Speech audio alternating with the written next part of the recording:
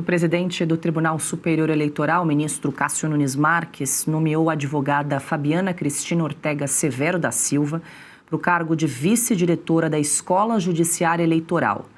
Fabiana é mulher do advogado Gustavo Severo, amigo de Nunes Marques e integrante da defesa do ex-governador do Rio de Janeiro, Cláudio Castro, num processo de inelegibilidade.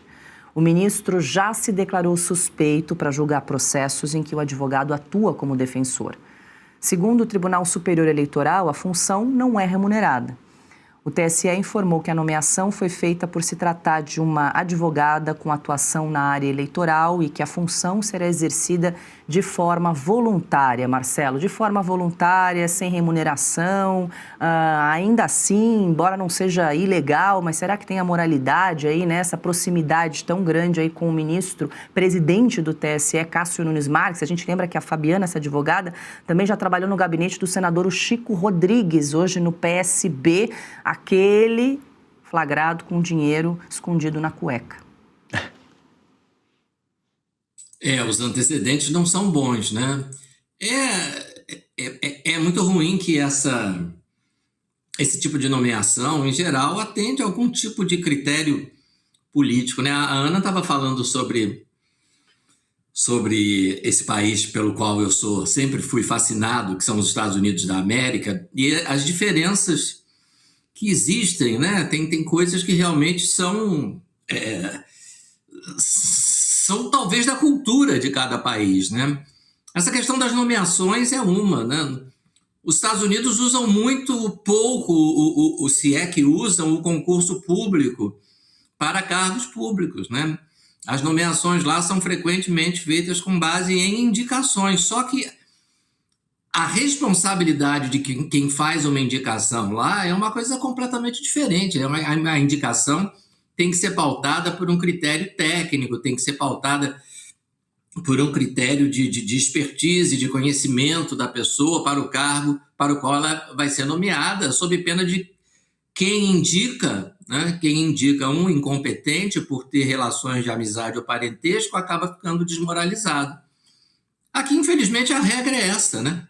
Infelizmente, quando o cargo não é preenchido pela via do concurso público, o concurso público não é garantia nenhuma de que vai dar tudo certo, mas, infelizmente, quando se passa para o caminho da nomeação, os resultados são, em geral, bastante ruins. Não sei se vai ser o caso aí dessa senhora, mas a gente observa isso, inclusive, no Supremo Tribunal Federal, né?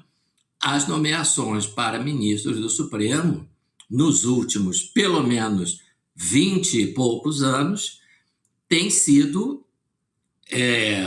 no mais das vezes, absolutamente desastrosas, né?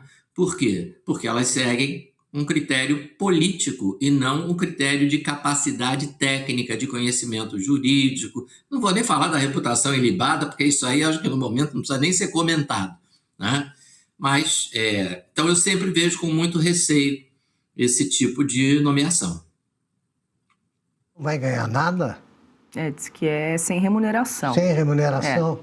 Fica mais evidente ainda que algum tipo de compensação ela pretende, né? Algum tipo. Eu só vejo a disposição ou a esperança de influenciar julgamentos. Ela vai ser vice-diretora da Escola Judiciária Eleitoral. Sim, mas de graça. É uma função que não é remunerada.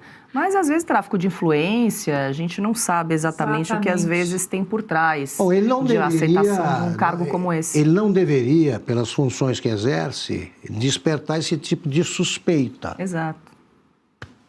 A mulher de César não basta ser honesta, não é exatamente. Isso?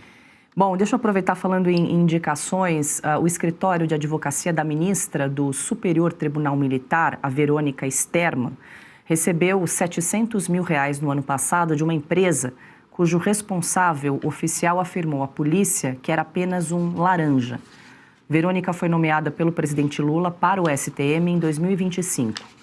O homem disse que recebeu R$5.000 para ceder os seus dados pessoais e abrir uma empresa de tecnologia, além de R$1.000 cada vez que precisava assinar documentos. A empresa faz parte de um grupo investigado por suspeitas de lavagem de dinheiro e ligação com o empresário Antônio Carlos Camilo Antunes, o conhecido como Careca do INSS. Relatórios do COAF informam que a empresa movimentou mais de R$900 milhões e apresenta indícios de uso de recursos ligados ao tráfico. O caso foi encaminhado à Justiça Federal. Os R$700 mil foram pagos ao escritório de Verônica Sterman entre o ano passado e este ano, antes da posse no STM. A ministra informou que o valor corresponde a 3 pareceres jurídicos. Ana, a gente vê aí na imagem a foto da ministra, da Verônica Sterman, ao lado do presidente Lula. Ela foi nomeada pelo presidente, então recebeu essa informação que ela teria recebido R$700 mil de uma empresa fantasma. Olha, a gente às vezes tem que respirar, né, para comentar essas notícias. E provavelmente, ligando com a outra notícia que vocês estavam comentando, né, do cargo, não vou receber nada, imagina. Tráfico de influência política, tudo isso, né, acontece aí por trás. Nesse caso, nós estamos falando de uma ministra nomeada por Lula, que recebeu 700 mil de uma empresa fantasma. E aí? Só para colocar uma observação sobre a história americana e que a gente tem que tentar trazer para o Brasil. A história americana não é perfeita, Paula. A América não é perfeita. Os estados não são perfeitos. Mas o que acontece aqui é que sempre que há um desvio de finalidade da ideia de 1776, há ferramentas de correção.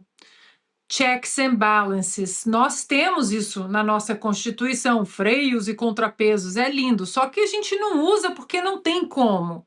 São ferramentas que foram, de alguma forma, tiradas de contexto, escondidas. Então, o problema não é a corrupção, o problema não é uma nomeação, o problema não é uma indicação. Muitos cargos aqui que no Brasil eles são de nomeação, aqui nos Estados Unidos eles são eletivos, as pessoas elegem. Agora, onde estão as nossas ferramentas de correção? Porque, como você disse, Paula, o caso foi agora encaminhado à Justiça Federal. E aí eu queria jogar para o professor Marcelo a pergunta de que Justiça Federal, esse caso agora está nas mãos da Justiça Federal. Mas que Justiça Federal? É a Polícia Federal? É o Supremo, porque ela é uma ministra do STM? Que Justiça Federal? Como a gente vai corrigir isso? Queria perguntar para o professor, Paula. Já passo para ele, Ana, para o Marcelo, e só para a gente reforçar que esses R$700 mil foram pagos numa parcela única ao escritório da Verônica Sterman, enquanto ela ainda era advogada, antes da indicação para a vaga no Supremo Tribunal Militar. Respondendo à pergunta da Ana, e sem querer desanimar ninguém, a Justiça Federal, no caso, é o Supremo, porque a investigada, me parece que acredito que ela já esteja na condição de investigada, né? A investigada é ministra do STM, ainda que o fato, em razão do qual ela está sendo investigada, seja anterior, o fato é que hoje ela é ministra do STM, então ela tem foro por prerrogativa de função, previsto lá no artigo 102 da Constituição Federal. Ministros de tribunais superiores têm foro especial no Supremo, só podem ser processados perante o Supremo, só podem ser julgados pelo Supremo Tribunal Federal. Os tribunais superiores são o STM, que é o Superior Tribunal Militar, que é o dela, o Tribunal Superior Eleitoral, o Tribunal Superior do Trabalho, e o STJ, o Superior Tribunal de Justiça, além, é claro, do próprio Supremo. Então, é isso. Agora, o que me causa espécie é o seguinte: ela diz que recebeu 700 mil para dar 3 pareceres jurídicos, mas empresa fantasma precisa de parecer jurídico para quê? Empresa fantasma só existe para uma finalidade, para lavar dinheiro de procedência ilícita. Né? Então, ela recebeu dinheiro de uma empresa que lava dinheiro. Não é uma coisa muito boa, né? É uma situação bastante comprometedora, porque a empresa fantasma não precisa de parecer nenhum. Então, está tão mal explicada quanto os honorários de 129 milhões da doutora Viviane para fazer uma queixa-crime, que eu, quando era estagiário, fazia em 1h30, no máximo 2 horas. Era o tempo que eu levava. Não recebi 129 milhões de reais, nem 129 reais eu recebi. Diga, Augusto. A corrupção, os corruptos aí vão se espalhando, né, por todos os poderes. O poder judiciário está contaminado irremediavelmente. Ou reage agora, ou eles acabam com o respeito que resta à instituição. Não, e é curioso, ainda falando desse caso, o Marcelo disse que é estranho ela ter recebido 700 mil de uma empresa fantasma, mas foi na verdade, uma reportagem do Metrópolis, baseado num depoimento que foi feito à Polícia Civil aqui de São Paulo. A história fica ainda mais cabulosa, mais estranha, porque o depoimento foi feito pelo Erickson de Azevedo. Ele é um morador do Jaçanã, vive de confecção de pipas e de vender rifas, com uma renda mensal de R$1.000. E aí ele admitiu para o delegado, em depoimento, que vendeu os dados pessoais por R$5.000 para a abertura de uma empresa ACX Serviços de Tecnologia, essa empresa aí com capital social superior a R$100 milhões. Se você tem a corrupção na cúpula, por que não, né, Você tem lá na copa da árvore, na raiz, por que não nos galhos? Hein? Vão se espalhando.